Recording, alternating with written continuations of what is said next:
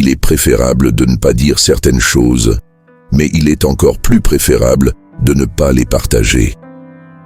Depuis des lustres, l'ascension et la chute d'individus, de royaumes et d'empires puissants dépendent souvent d'un seul secret révélé.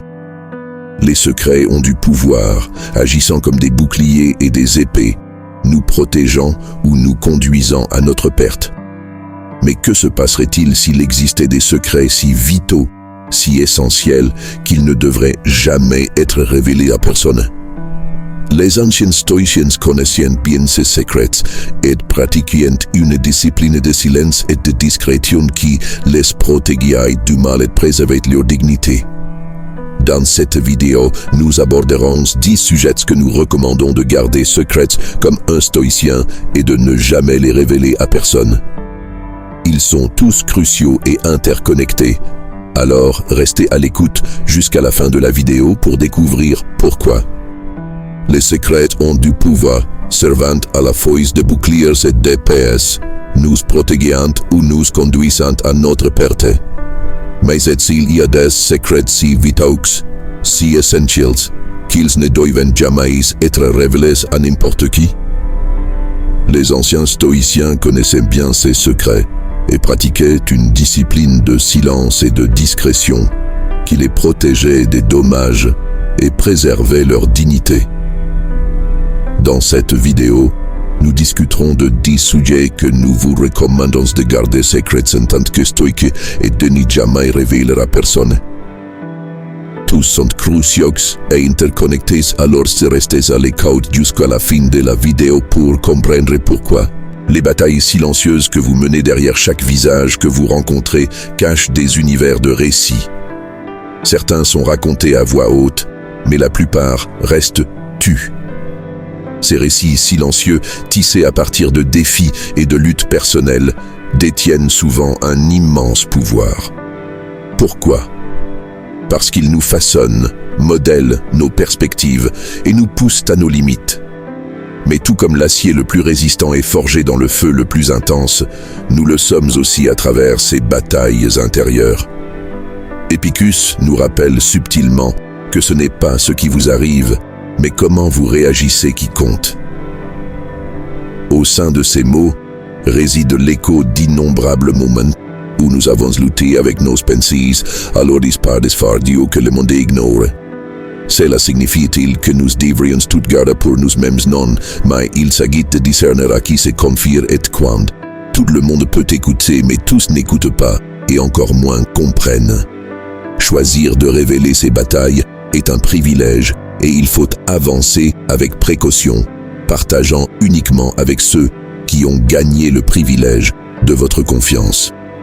Aujourd'hui, il y a une envie omniprésente de vivre sa vie à découvert, surtout avec l'omniprésence des plateformes de médias sociaux. On a l'impression que tout le monde partage tout, mais il y a une immense force dans le partage sélectif. Laissez certaines batailles rester les vôtres, un témoignage de votre résilience, une médaille d'honneur personnelle. Et bien qu'il soit naturel de chercher du réconfort auprès des autres, rappelez-vous que toutes les oreilles ne sont pas accordées à la profondeur de votre chant.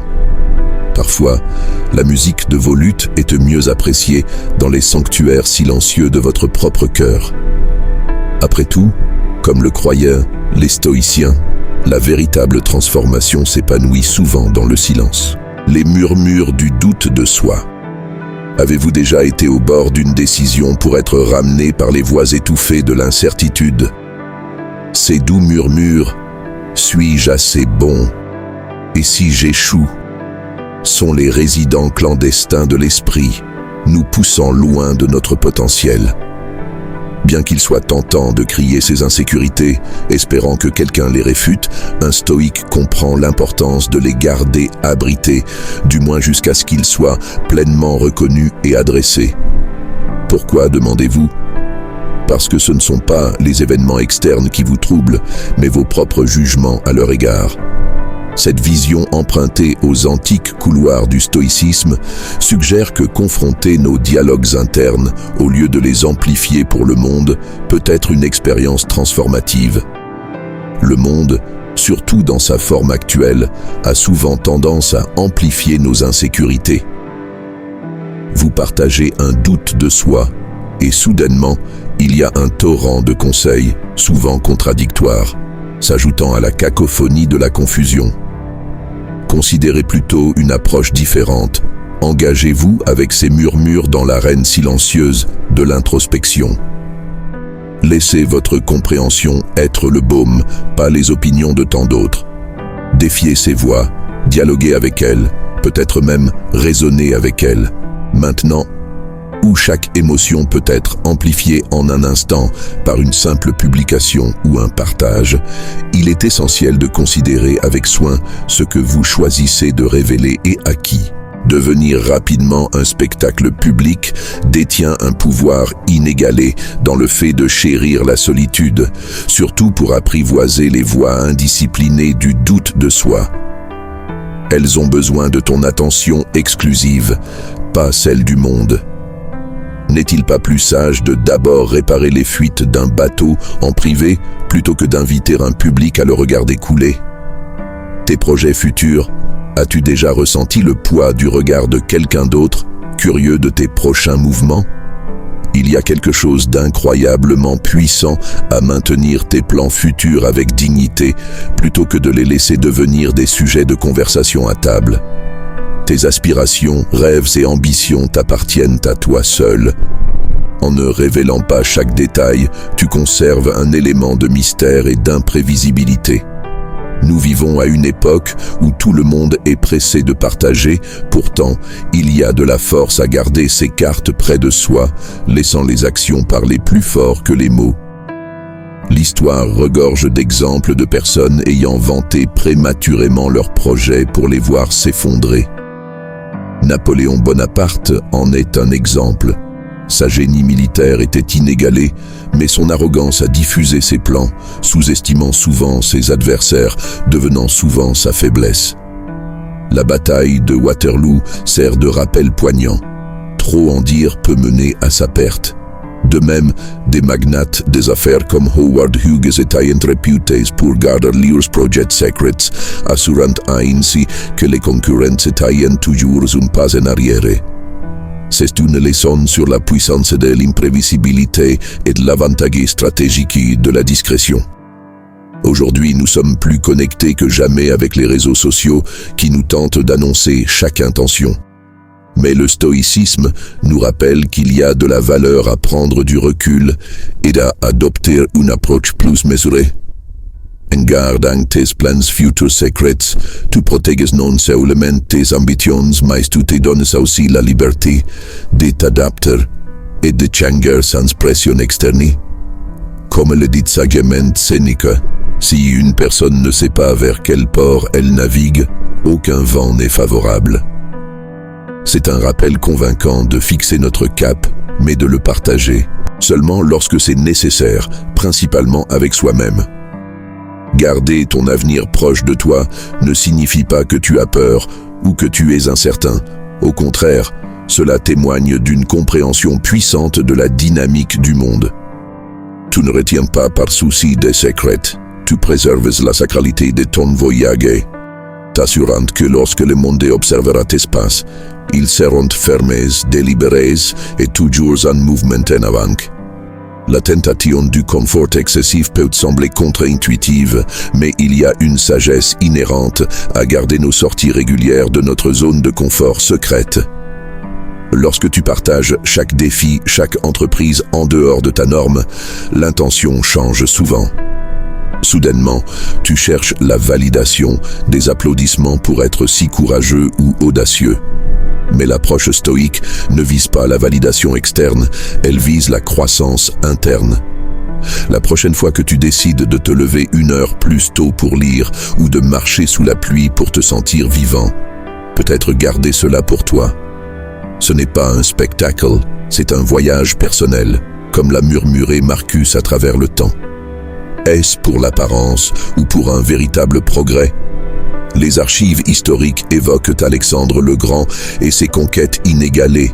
Mais même lui, parmi les luxes qu'il pouvait se permettre, dormait par terre et mangeait les mêmes repas. Les rations pour ces soldats n'étaient pas pour la parade, mais pour se rappeler des réalités de la vie et ne pas se perdre dans le luxe. Nous ne dirigeons peut-être pas de vastes armées, mais nos batailles sont vraies. Nos défis tout aussi importants dans un monde en constante évolution, où le confort est souvent à portée de clics. Rappelons-nous que ce sont le vent, la pluie et les chemins escarpés qui façonnent les montagnes, de même nos défis, surtout ceux que nous embrassons discrètement, nous façonnent. Il est bon de se complaire dans le confort, mais aventurons-nous dans l'inconnu, là où nous découvrons des versions de nous-mêmes que nous oublions souvent. Révélez vos vulnérabilités et faiblesses, car chaque héros a son talon d'Achille, un point vulnérable qui, malgré sa force, peut causer sa perte. Les humains, dans leur nature magnifiquement imparfaite, sont composés de force et de vulnérabilité. Ces dernières, les parties tendres et brutes de notre psyché, méritent protection, non exposition. Ce n'est pas question de dissimulation ou de déni, mais de les traiter avec le respect qu'elles méritent. Un homme n'est pas affecté par les événements, mais par sa perception de ceux-ci, murmura une voix rappelant celle d'Épicure. Nos vulnérabilités ne nous définissent pas, mais notre perspective à leur égard. Les embrasser est crucial, ce sont des marqueurs de blessures passées, de leçons apprises et même de la peur des batailles à venir. Elles sont également profondément personnelles. Les exposer peut nous rendre vulnérables aux jugements extérieurs, altérant parfois notre propre compréhension ou acceptation. En les reconnaissant en privé, nous nous fortifions, évitant qu'elles ne soient exploitées ou mal comprises. Cela nous donne l'opportunité de travailler dessus, de les transformer en zones de croissance. À travers l'histoire, de nombreuses figures ont été conscientes de leur vulnérabilité, mais ont choisi de les garder près d'elles, comme des moteurs plutôt que des freins. Abraham Lincoln, par exemple, a affronté de nombreux échecs et des périodes de mélancolie. Au lieu de rendre publiques ses luttes, il les a intériorisées, laissant façonner son empathie et son leadership. En revanche, la vulnérabilité de Jules César résidait dans sa confiance en ses alliés proches, aboutissant à sa fin tragique aux Ides de Mars. Ces épisodes historiques soulignent l'importance de reconnaître nos vulnérabilités, de les manipuler avec soin et de s'assurer qu'elles ne soient pas notre perte. L'oversharing est la norme de nos jours. La pression de dévoiler son âme, de tout exposer peut être écrasante. Pourtant, il y a du pouvoir dans le silence sélectif. Reconnaissez vos vulnérabilités, travaillez dessus, mais ne vous sentez pas obligé de les dévoiler au monde. Il est bon de garder certaines pages de votre livre fermées. Après tout, les mystères ont leur propre attrait. Et la force réside parfois dans les chapitres non lus. Abandonnez vos griefs personnels. Ils disent que nourrir des rancœurs, c'est comme boire du poison et attendre que l'autre en souffre. C'est un poids lourd sur les épaules, un murmure constant à l'oreille et plus souvent qu'autrement, une entreprise inutile. Cependant, choisir de traiter ses griefs personnellement en stoïque favorise l'équilibre intérieur et la maîtrise de soi. En choisissant de ne pas exprimer chaque irritation, vous cultivez une résilience intérieure, apprenant à résoudre les problèmes en interne sans disperser votre énergie. C'est un peu comme Épicure le disait. Ce ne sont pas les choses qui nous perturbent, mais notre jugement à leur égard. Lorsque vous partagez chaque contrariété ou frustration, vous perpétuez non seulement la négativité, mais vous cherchez subtilement une validation pour vos sentiments. En retenant vos émotions, en vous introspectant, vous vous donnez le temps de vous demander « Ce griffe est-il valide ? Puis-je le contrôler ? Devrait-il affecter mon état d'esprit ?» Une telle introspection conduit souvent à la réalisation que bon nombre de nos griefs sont transitoires, indignes de notre énergie. Et pour ceux qui le méritent, les affronter de front plutôt que de les discuter peut être bien plus efficace. En explorant les couloirs du temps, nous découvrons des récits de ceux que leurs griefs personnels ont finalement consumés à leur propre détriment. Considérez l'histoire tragique d'Aaron Burr et d'Alexander Hamilton. Leur animosité mutuelle a culminé en un duel mortel, résultat d'années de griefs publiques et personnelles.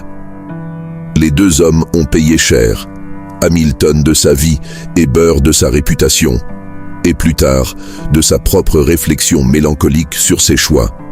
Leur histoire sert de rappel frappant des conséquences de laisser les griefs personnelles dicter nos actions. La société moderne et rapide d'aujourd'hui nous pousse souvent à exprimer nos émotions comme une forme de thérapie. Mais le stoïcisme conseille le contraire. Il s'agit d'aborder les griefs intérieurement, de comprendre leurs racines et d'agir avec sagesse plutôt que par impulsivité. La prochaine fois que vous ressentez la piqûre familière de l'irritation, faites une pause, réfléchissez et demandez-vous si exprimer ce griffe changera quelque chose ou s'il ne servira qu'à remuer le passé, car parfois le silence est la réponse la plus puissante et la paix, la victoire ultime. Un philosophe l'a déclaré un jour que la sagesse entrelacée au fil des siècles chuchotait aux rêves de l'âme et non à la foule. En regardant l'histoire, le vénéré philosophe Socrate n'a jamais enregistré ses pensées. La plupart de ce que nous savons de lui vient de son élève Platon, mais il y a ici quelque chose d'intrigant. L'absence d'écrits directs de Socrate donnait un air de mystère à ses véritables croyances, à ses désirs personnels. Nous ne saurons peut-être jamais quels désirs il nourrissait. Et c'est là toute sa beauté. C'est un puissant rappel que tout n'a pas besoin d'être révélé. Il est préférable de conserver certains trésors près du coffre. Prenez un moment aujourd'hui, dans un monde où tout est exposé, pour préserver les rêves que vous n'avez pas encore partagés. Laissez-les grandir dans le silence de votre cœur. Et lorsqu'ils seront assez forts pour affronter le monde, faites face aux applaudissements et aux critiques. Peut-être alors libérez-les. D'ici là, accrochez-vous à eux, car ils sont votre force secrète, votre chant silencieux d'espoir. Ils sont la magie qui attend de se produire selon vos conditions, à votre rythme, au cours de votre voyage personnel. Lorsqu'une chenille s'encapsule, une profonde transformation se produit à l'intérieur, invisible pour le monde extérieur. Imaginez si cette chenille ressentait le besoin de faire connaître chaque petite avancée. Ce ne serait pas seulement une distraction, cela pourrait même gêner votre métamorphose. Comme pour cette merveille naturelle, il est indiscutablement sacré de garder pour soi les détails de sa croissance personnelle. Chaque pas franchi vers votre amélioration, chaque nouvelle compréhension ou réalisation de soi est un trésor. Cependant, tous les trésors ne sont pas faits pour être exposés. Certains sont destinés à être ressentis, à résonner au plus profond de votre être. Il ne s'agit pas d'un appel au silence absolu. Le partage peut être thérapeutique et même motivant pour les autres. Cependant, les stoïciens soulignent l'importance de la réflexion sur la proclamation. Sénèque, mettant sa sagesse en mots, a exprimé un jour « Tant que tu vis, apprends à vivre ». Remarquez qu'il n'a pas dit « Dites à tout le monde comment vous vivez ». Nous vivons à une époque où documenter la vie est devenu presque instinctif. L'empressement à Twitter une pensée, à partager une étape personnelle sur Instagram ou à bloguer sur des luttes intérieures peut parfois éclipser l'essence de l'expérience elle-même. Avant de partager, faites une pause et demandez-vous « Est-ce une validation ou une véritable connexion ?» La différence compte. La vie est une opinion, la transformation est personnelle et les opinions à son sujet sont diverses. Parfois, il est plus puissant d'avancer en silence que d'annoncer chaque étape. La toile de la vie est peinte à grands traits de bonheur, de tristesse, d'amour, de colère et d'innombrables autres émotions. Bien qu'il soit courant de nos jours d'afficher publiquement nos émotions, en particulier à l'ère des mises à jour de statuts et des histoires en temps réel, il existe un pouvoir discret à garder certaines d'entre elles proches. L'acte de restriction n'est pas une question de répression. Il s'agit de comprendre que les sentiments sont des expériences profondément personnelles, souvent complexes et multiformes. Les partager en temps réel ne capturent pas toujours leur véritable essence, et parfois le monde extérieur n'est pas tendre avec les émotions brutes. Les émotions, lorsqu'elles sont vécues avec douceur, se déploient à leur propre rythme, révélant des niveaux que nous négligeons souvent dans notre précipitation. Pensez au célèbre stoïcien Marc Aurèle, empereur de Rome. Ses réflexions personnelles, remplies d'une profonde émotion, ont été capturées dans ses notes privées, que nous connaissons désormais sous le nom de méditation. Cela implique que les profondeurs de votre cœur et le chemin de votre évolution parlent plus fort que n'importe quelle mise à jour ne le pourrait jamais. Ces méditations n'étaient pas de grandes déclarations publiques, mais plutôt des réflexions intimes destinées uniquement à son introspection. Sa réticence à afficher chaque instant de réflexion nous offre un miroir reflétant notre propre existence. Combien de fois prenons-nous vraiment le temps de plonger dans nos émotions avant de les projeter vers l'extérieur ? La société d'aujourd'hui applaudit les réactions rapides, mais il y a de la sagesse à laisser les émotions se calmer, à les comprendre en profondeur avant de les partager. Tout ne justifie pas une publication publique ou une histoire immédiate. Certaines émotions préservées et réfléchies mûrissent en une compréhension profonde ou se transforment en quelque chose de totalement différent. Donc, lorsque les émotions surgissent, envisagez de leur accorder de l'espace pour respirer.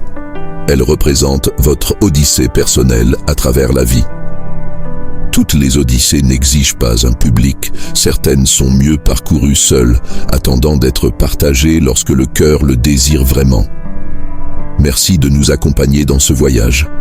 Votre soutien indéfectible est la pierre angulaire qui nous permet de diffuser un contenu éclairant dans tous les coins du monde.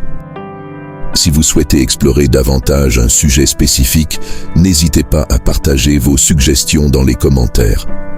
Cela nourrit notre mission de vous offrir des perspectives encore plus profondes.